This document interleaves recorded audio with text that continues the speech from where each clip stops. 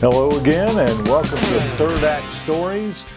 You won't believe what I'm going to talk about today. The Lost in Space robot. I've had people ask me a couple of times about this guy back here, and he's not completely finished yet. I'm going to have him hooked up so he'll talk and do all that stuff. He's got neon up here. But I've got some other things here that kind of has got a story behind it. When I was a young man, I was probably 3 years old when Lost in Space came on. And as a kid, there wasn't anything cooler than Lost in Space on television. I mean, we had 3 channels, a lot of old people smoking cigarettes and talking, and then Lost in Space in living color on the second season anyway, second and third season. But the thing that I could get as a kid that had to do with Lost in Space was a model kit. This is a reproduction of the Aurora model kit, and that's what this is right here. Again, I put everything in glass domes because I don't like dusting. But this is the model kit. This is a recent build of mine. As a kid, I built it, pretty crummily. But, in recent years, I put it together again. And again, like everything else, it's something that my dad and I did together. And then this was another thing you could get in the stores, if you were lucky. It was a Remco Lost in Space robot. And it originally this was originally blue and red. This one has some teal colored arms. It came in all different colors. But of course, as a kid, I wanted it to look like the Lost in Space robot on TV. So I had my dad paint it silver and paint the stripes down here and everything. And, the one that I've got now has lights in it. It didn't have lights like this. When I was a kid, you had a battery in it. It would, its claws would open and close. But it had a battery in it that you could push a button and it would roll around in a circle and it would light a blink. It would just blink. But of course, nowadays, you got technology, you can make it a little better. And I was so lucky. I got a chance to get Dick Tufeld, who is the guy who did the voice for the original robot, to do me some recordings for this guy. And if I could prevail on you for a little longer, I'll play you what he has to say. My name is actually Gunter, but only the super nerds know that. Right, Bill? Raise shields, Mr. Sulu. I always wanted to say that. Living with Billy certainly beats being lost, but not by much. Remember the Alamo. The stars at night are big and bright, deep in the heart of Texas. I feel just awful. I think Will, wired me up wrong. Oh, look at the pug. Danger, Robinson. So anyway, when you're in your 60s, you got a little bit of time on your hands and money, and you can do stuff like this. This is what you can do. You can take old toys from when you were a kid and put lights in them and get the original actor to do the voice. You can't nowadays because, unfortunately, Mr. Tufeld's passed, but he was kind enough to do that for me back in the day.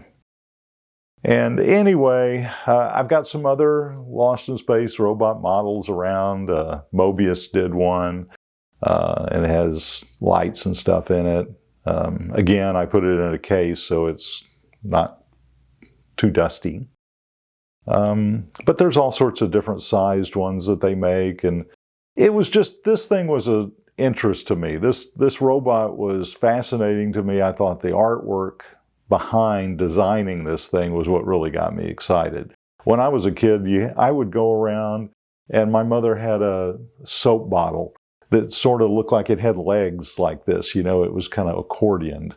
I would find pieces and try to build a little one myself. And it was really kind of the first time as an artist where I would look at shapes and how people put stuff together. And it really got my mind thinking about, someone had to design this.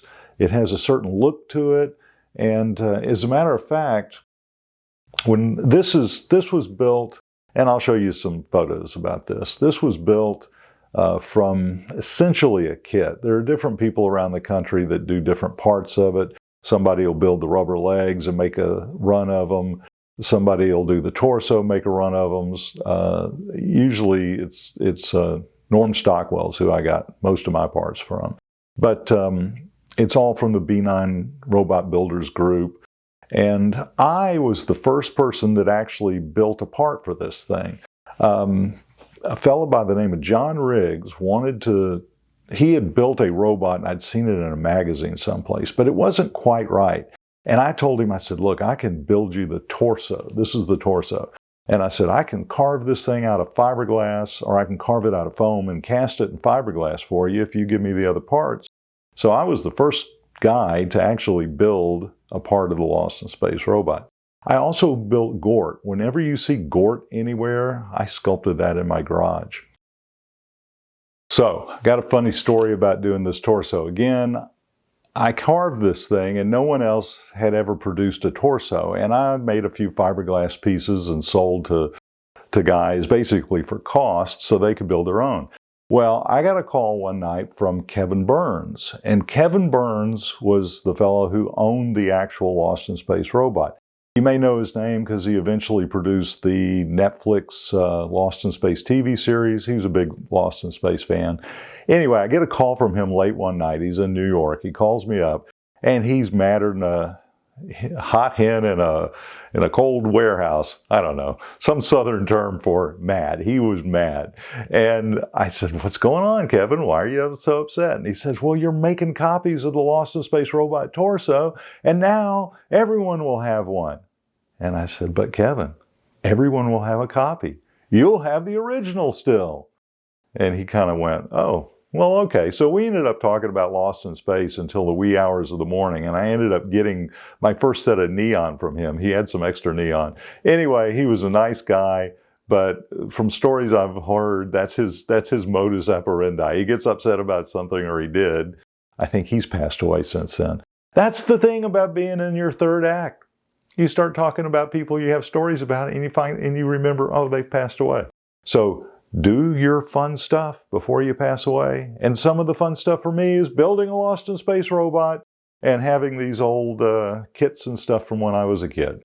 Hope you enjoyed the Wayback Machine with WB here, and I'll talk to you again on Third Act Stories.